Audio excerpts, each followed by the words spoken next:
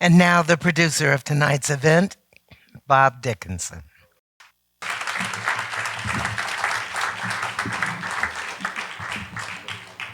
Wow. Pretty powerful stuff. I'm going to take a few minutes to share a couple of thoughts while we reset the stage for our producers and writers to share and do an even deeper dive on some of the things that you heard tonight. I first saw this film last summer at the invitation of Kevin Blackistone and left two pretty indelible takeaways. The first, I think, was how much this film was really about the history of the indigenous Americans as much as it was about mascoting. And it was certainly a history that most of us have not been taught in the public schools. Second, obviously, was the implications that it might have for our local baseball team. Barbara Harrison from the King Center was with me that day, and she and I talked afterwards. I said, "Barbara, what'd you think?" She said, "Wow, very powerful, very poignant." And I said, "Exactly." I said, we need to find a way to bring this film back to Atlanta and share this story with more Atlantans because they need to hear it. And so I want to have a special thank you to the King Center, Barbara specifically, for helping us get this film back here to Atlanta so that we could start that discussion. Many of you probably saw the rendering that was out in the lobby earlier tonight. Depicted many of Atlanta's brave legacy individuals from the cradle of our civil rights movement, plus individuals that have made contributions to this city and state. And while the rendering hopefully started you thinking, I'd like to introduce someone who is going to indelibly etch that image into your minds and hearts by creating a mural of that rendering on a building somewhere in the city of Atlanta. I'd like to introduce that individual to you, one of my newfound colleagues and brothers, Fabian Williams. Fabian, are you still here? Fabian.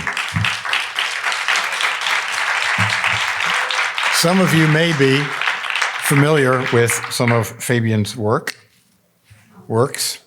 Matter of fact, if you read the Atlanta Journal-Constitution this morning, you saw an article about how popular or how influential Atlantans muralists have become, not only here in the city, but around the country.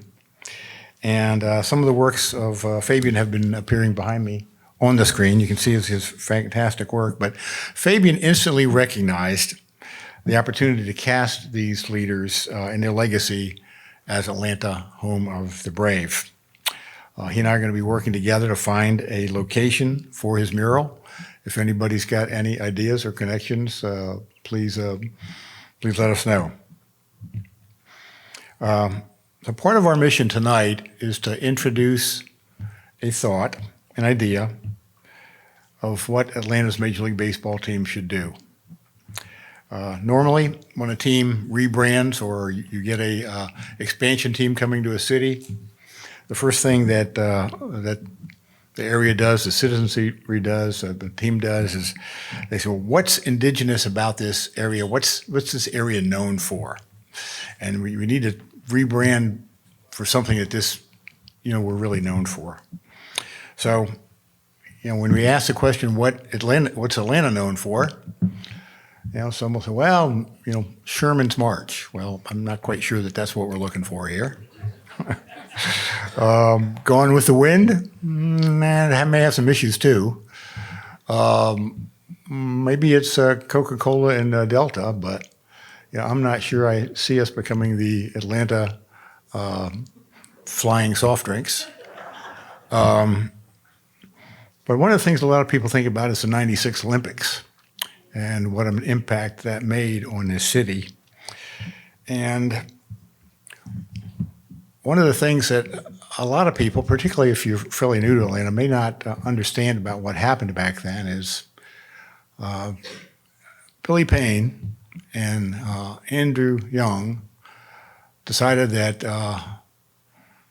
this community was going to bring the white population and black population together and show the world how different races could cooperate and pull something off that was absolutely magnificent.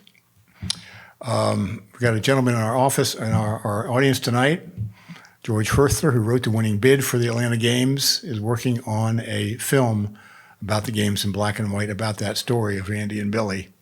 So, George, thank you very much for working hard on that. That's very, very, very important to keeping this city's legacy going. But when you think about Atlanta, you can't help but think about the civil rights movement and the city as being the cradle of the civil rights movement. And when you do that, you think about all the courageous men and women who fought so bravely not only to change the city of Atlanta, but America and the world. So Atlanta Brave, no S. Could make a lot of sense as we think about how do we brand that baseball team. But we'd probably be remiss if we didn't also take a look at and conclude that there are a lot of Native Americans who've made significant contributions as well and have shown incredible bravery too. So does it make sense to allow the Atlanta baseball team to keep that relationship, but turn that glass a half a turn and commemorate and salute our Native Americans for all the right reasons instead of all the wrong reasons? Get rid of the war chant, get rid of the tomahawk that depicts the untamed savage, and those symbols and chants that our indigenous Americans find offensive and hurtful would have to disappear. Now, some may say that getting rid of the S doesn't really seem like much of a change, and or that big of a difference, and perhaps it's not. You will hear some varying opinions tonight that are really worth listening to, and perhaps we need to lean in and learn more from those who've been there and been fighting this fight for the Native Americans for a long time. And one of the reasons why we asked Amanda to be here this evening. But I think the implications of saluting not only our brave legacy leaders and our courageous Native Americans can make a lot of sense, complete with a curriculum that teaches our students much of the history that we just saw in this film tonight. Now, we know what's happening with curriculums in this state, and that's a topic for another time, but a lot of what we saw tonight, our kids in public schools and private schools don't know. They need to know this. The City of Atlanta, thanks to the WNBA, has its Atlanta dream, and perhaps it's time now to become Atlanta, home of the brave. Sometimes the atrocities never seem to end, as Amanda will tell you and share with you, but that's what we're here to do, to dream and to talk about change. Because if nothing changes, then nothing ever changes.